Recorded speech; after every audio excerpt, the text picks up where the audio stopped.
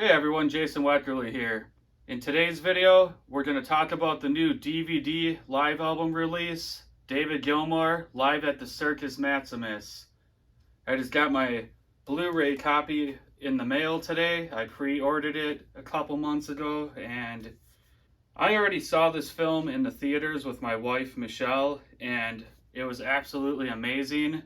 It had amazing sound, very crystal clear imagery and very clear picture. My only complaint about that theater experience was that around here in southern Wisconsin where I live, no matter what theater you go to, whoever works the sound system doesn't know how to set an equalizer because it's never got enough bass. Sometimes it's too trebly, too much mid-range, not loud enough. And sometimes you're paying $20 a ticket to see these theater concert events because they only play them maybe 1 or 2 nights, and it's never loud enough. So although the sound was very good, I haven't been able to really experience it yet on this film.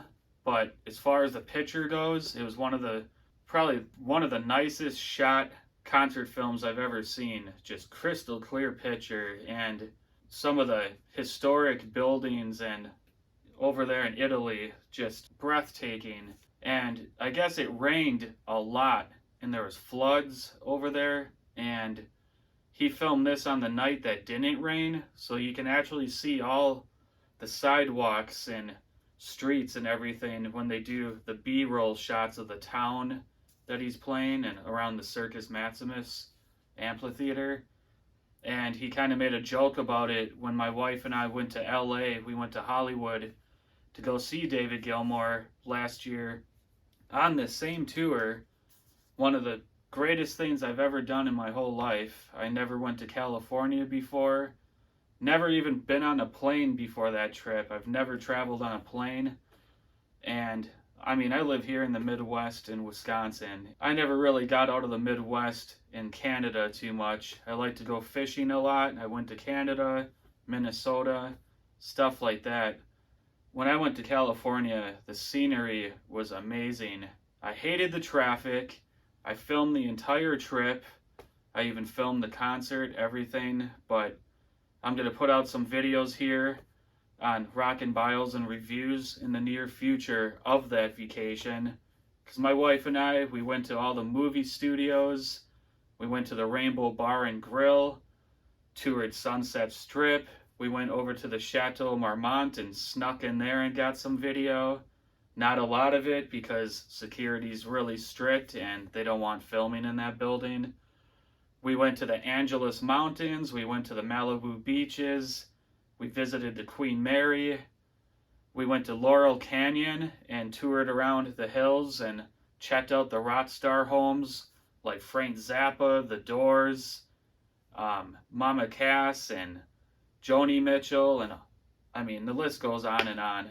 We even snuck onto Frank Zappa's old log cabin property and got some film and talked about it, and visited the home that he actually died in back in 1993. I mean, it was just such a crazy vacation. We took film of it. We're going to release that here on the channel soon.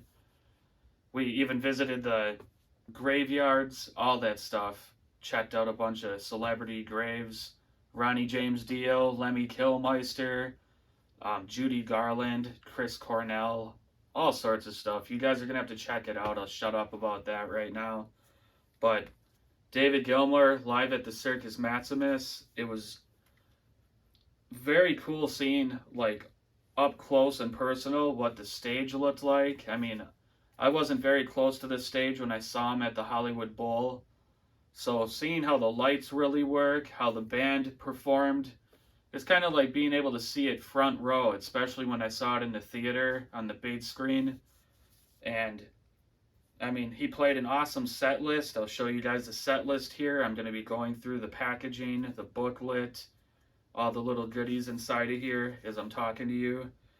I mean, the set list was really good. He played his new album, Luck and Strange. I really enjoyed the album. Really relaxing.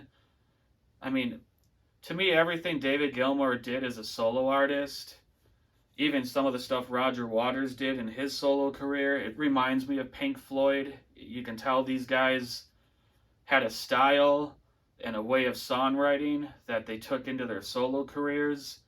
So I kind of put all of that solo material, even the Richard Wright solo material, into the Pink Floyd Bandcamp. You know, it's got that Floyd style.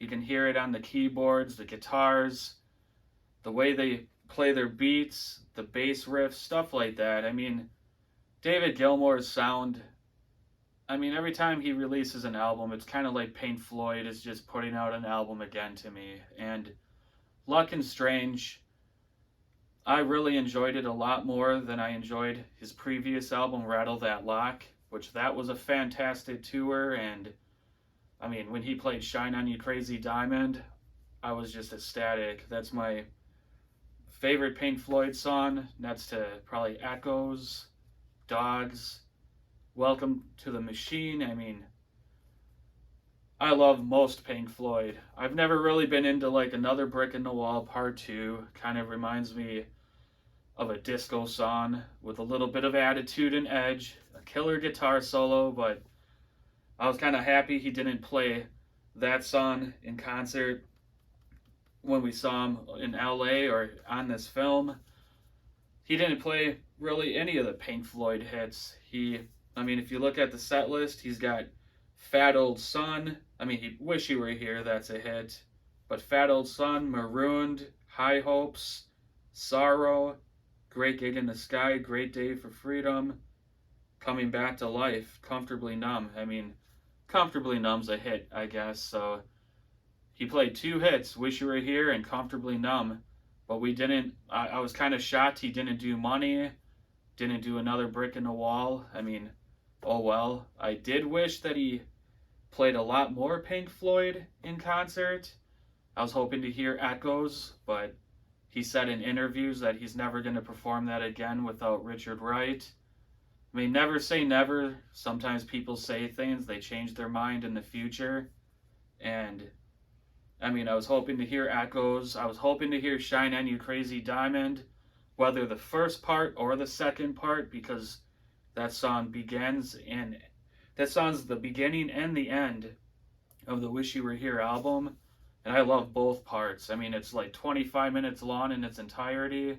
And he's been known to do both parts in concert during his solo tours. And I was really surprised he didn't perform that. So I was disappointed in that. But one of the highlights of the show was when he played Scattered off the new album. That's probably my favorite track on the new album, ROCKIN Strange. I like that he played Sorrow off A Momentary Lapse of Reason. Oh man, Comfortably Numb, that was a real highlight. That was the encore. Everything I saw on here, to be honest with you, I loved the Circus Maximus film. Sounded great, but he performed hell of a lot better at the Hollywood Bowl concert that I seen him at. He was just ripping it on the guitar. The song Scattered, he actually extended the guitar solo like an extra minute, just improvising, which he didn't do on this version. I was kind of disappointed in that. He was really tearing it up in Hollywood, so I kind of wish they filmed like every night of this tour, like maybe a few songs each night, so that we could have saw the Hollywood Bowl show, the Madison Square Garden show. I mean, with it all being at one venue, I still liked seeing the stage I saw in LA when I saw him.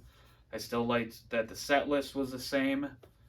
There wasn't, I mean, a whole lot of Pink Floyd compared to his solo stuff, and I kind of wish he would perform solo music from his first 2 solo albums, the 1978 debut and About Face in 1984. I don't think we even got anything off of On an Island on this set list. No, nothing. Nothing on an Island. Not really sure why he abandoned the first 3 solo albums he did, but whatever. He was touring ROCKIN Strange. His heart was into that, I guess. But I'm hoping the next time he goes on tour, if I get to see him, or even if he releases another DVD live album, I'm hoping that he performs more Pink Floyd. I hope he digs back in time to his first solo album. And I think he said somewhere that his heart's not really into the music he wrote on those solo albums. And I try to understand that, but when you're playing a show for the fans, you have to kind of respect the fans too. And it's not like some of us are telling them, hey, play another brick in the wall again, play Money again, or whatever. I mean, it'd be nice if he respected more of his career and gave it to us a little bit more in concert. I mean, I love his first album.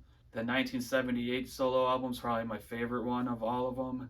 I love On an Island. I love songs off of About Face.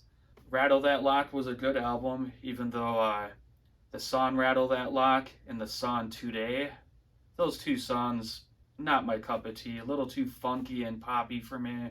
I mean, that's probably why I don't get into Another Brick in the Wall as much, or Young Lust, stuff like that, but I like hearing David Gilmour's voice, his guitar solos, his sense of melody, the emotion, and I mean, that new album, Luck and Strange, he brought the goods. I mean, it's a relaxing album. I really enjoyed it. And live at the Circus Maximus, you guys are going to have to check this out. Definitely pick up a copy. And I'm going to be watching the special features. It's got Luck and Strange tour rehearsals, 4 documentaries, and 9 music videos for the special features. And on the second disc, you get to listen to the album, the audio on that disc as well. So you kind of get a live album and a live DVD experience, Blu-ray. But if you guys like this video, subscribe to my page, hit the like button. I'm going to try to put out weekly videos. I might get caught up with life and my second YouTube page, Weckerly Outdoors.